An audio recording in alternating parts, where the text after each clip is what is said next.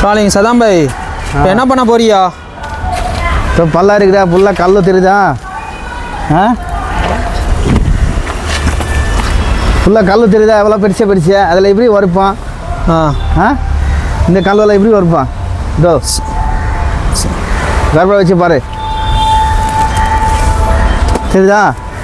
Sound தெரியுதா? ஃபுல்லாக கல் தான்.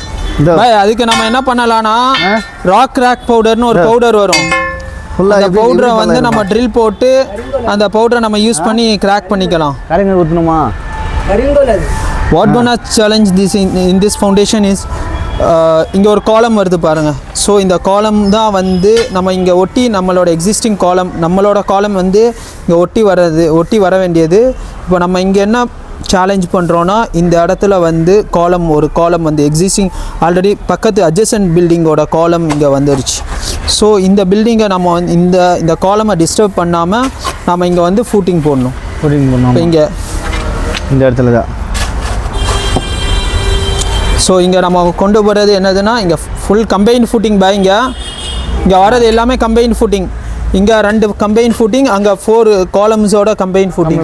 ஸோ இது வந்து நம்ம இங்கே என்ன பண்ணுறோன்னா ஃபுல்லாக ஸ்ட்ராப் பீம் போட்டு கனெக்ட் பண்ணுறோம். இதில் நீங்கள் உரைப்பியா? இது மம்டியில் உரைப்பியா?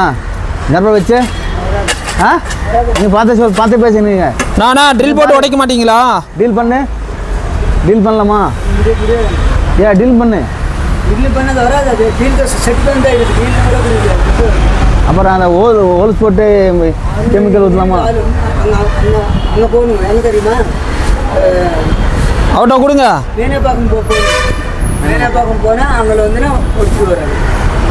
உங்களை வந்து உரைப்பான், நீங்கள் உரைக்க மாட்டான். இந்த பால் மாங்களுக்கு தெரியாது. அவங்களுக்கு சாமானெல்லாம் இருக்கும், எல்லாம் இருக்குமோ ஹோல்ஸ் போட்டு அப்படியே கெமிக்கல் ஊற்றுவோம்.